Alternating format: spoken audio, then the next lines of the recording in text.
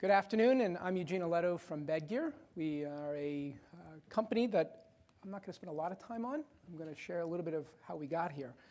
So Bedgear is a performance bedding company. The bedding space was a very cluttered, boring bedding industry. And so instead of joining it, we decided to create our own bedding industry. So it's now considered one of the most unique and different products in the marketplace called performance bedding. I think what's more unique and different is, here we go, is why we did this. So there's three things essentially to life that we all know about. It's not Rolex and Mercedes and high-end clothing. It really is only water, sleep, and food. The challenge that we have is that the entire industry that we were in, everybody talks about disruption. And I was that typical kid that was very, very disruptive in school, and it wasn't always something that was positive. They put me in a school bus outside the classroom to teach me.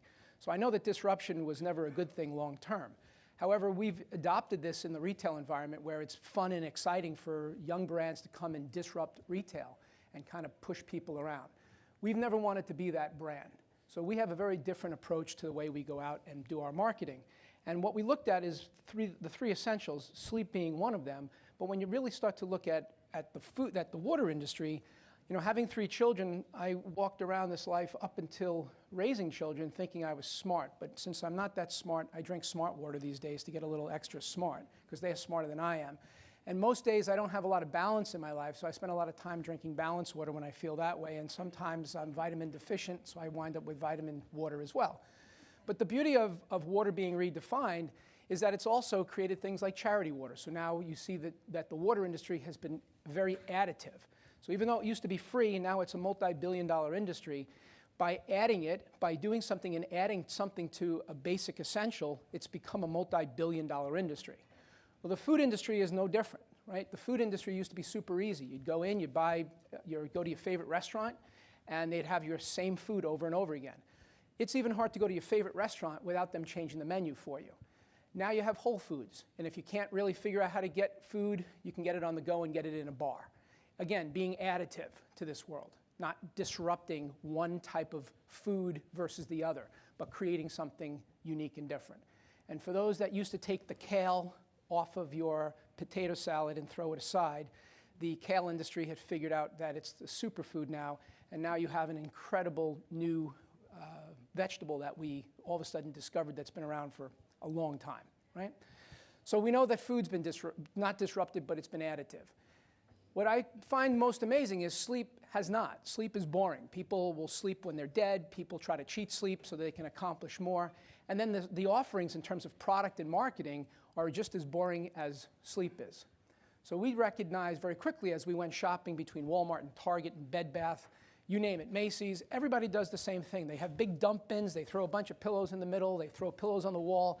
You stand there and you look around and you say, please, give me a sign. Which one's right for me? It's the hardest thing in the world. And if you look at sheets, it's counting thread counts. Nobody knows why thread count's important.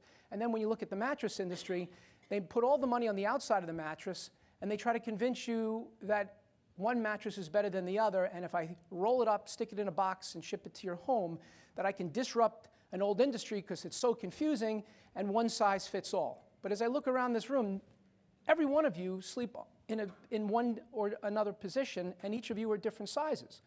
So just like when you buy a pair of shoes or a pair of clothes, why would you ever buy one size fits all when this body has to lay down on a pillow and a mattress? So what Bedgear did is we created a process in which our pillows, our sheets, our protectors, our mattresses, everything worked together. So that was this idea of coming up with a complete performance sleep system. And that was not the disruptor in the industry, it was becoming additive because we saw this big white space where people were being underserved. That's when you become additive to an industry as opposed to disruptive. Now, what's amazing about that is we're in 4,000 retail doors globally.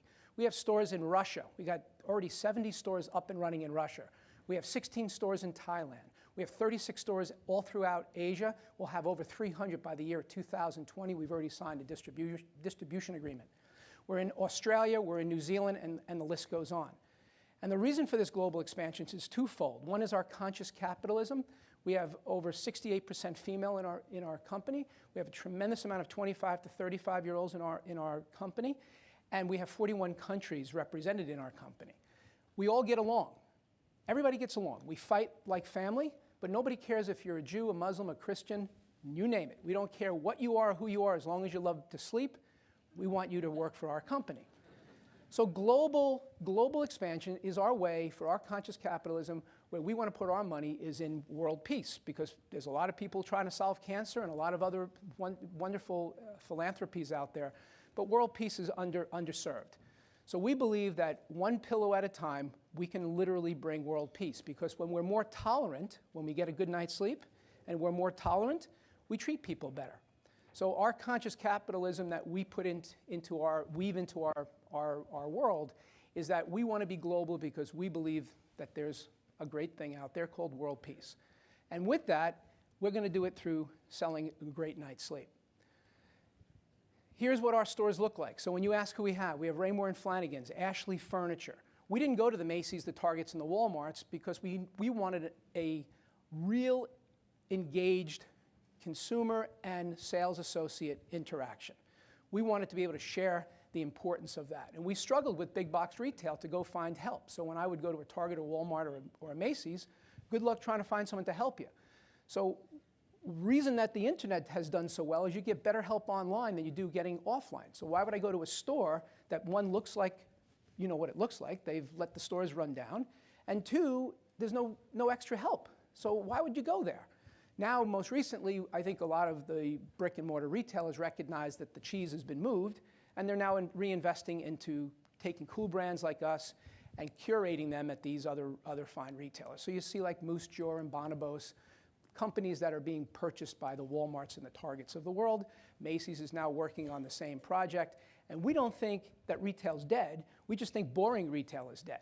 So we're establishing ourselves as being additive to the retailer, not disruptive to the retailer. So instead of me going out and spending all this money on retail stores, why not just take the retailers that are actually care and are going to invest in themselves, and then bring cool brands like us to them, so that it becomes not an expense for us to open up our own stores. Very different approach to retail. You can see as you look at these photos, we have a store that we opened up, a pop-up store in Newbury Street. So if anybody's from Boston, totally cool area, go to Newbury, you'll see a Bedgear shop. We have another store that's opening up in Farmingdale. A retailer is bringing our pop-up story into his store on Route 110 in Farmingdale, so we'll be there as well. Look at the engagement. Have you ever shopped a mattress store? Look at this compared to shopping for a mattress. Have you ever shopped for top of bed? It's so antiquated. Here you have all functional bedding coming together so that you have moisture-wicking fabrics that are wide width. We have 186 trademarks and patents in the performance category. We have fought the people like Simmons and you name it in court just to keep our company successful in terms of all of the amount of time that we put into building wide enough width goods to be able to not have seamed sheets with athletic type materials. Our mattresses are fit to you. Our pillows are fit to you. It's barbaric to think that each and every one of you sleep on the same pillow and the same mattress, but you would never wear the same underwear or the same bra, right? So we're just taking that same concept and bringing that into your bedroom. And you know what we talk about at Bedgear is when you do good stuff happens. So why is that important? Because people like Rachel Ray and Mark Cuban wound up with our stuff, not because we spent money to get them. They were looking for a good night's sleep. They went online, they bought a couple of pillows. Now we fit the Mavericks. The entire basketball team sleeps with Bedgear. All of the mattresses and pillows were brought in by Mark Cuban for his team. He writes, "I love Bedgear." How do you can't pay for that stuff. Well, you could, I guess, right? That's what the affiliates program. But you don't have to if you do good things, right? Good things happen. And then Oprah Winfrey, apparently she's still relevant because she wound up sleeping on this pillow. She put it in her magazine. That's our #1 selling pillow. Talk about marketing power, right? So if you do good things can happen for you. So we're quite excited to be here today. I think there was some great learnings from the last speaker as well as from West Elm. I'm a West Elm customer. Even though I've been in the home furnishings business, I find that their online experience is amazing. And I can honestly tell you that I think that in-store which is where I started my journey at West Elm, but I did purchase online. I see it all the time, and I'm not a 20-year-old. It's affecting all of us. So it's time for us to not be disruptive, and it's time for us to be additive to each other. So that's me, be additive. Any questions? Yes? So could you tell me about, it sounds like you have a pop-up within a store that you're building? Yeah, so we're building, we have this outside pop-up which we started, which is on Newberry Street. However, over the last couple of years, we have like Nebraska Furniture Mart. They're part of the Berkshire Hathaway Group. We have now stores inside of their stores, so they look just like the Newberry store. We are at Art Van Furniture, which just bought Levin's and Wolf Furniture, so you'll start to see Bedgear stores. We'll have 150 of Bedgear stores inside of these retail stores. Why? Because have you ever been to a mattress department? They're boring. Is anybody, literally, have you ever shopped for a mattress? It's like you lay on your back with your legs crossed. You hope you don't get any cooties. You leave there. You stand up in the wall of procrastination in a department store looking for a sign, and then you go home and you try to figure out how these two things are going to marry up in your bedroom. And that's why they give you all these crazy comfort exchanges, and you can return it after 300 days. Why don't you just join the two together and make it a good experience for the guest and give them good product that doesn't make them hot in bed and make them not toss and turn? It's not that challenging.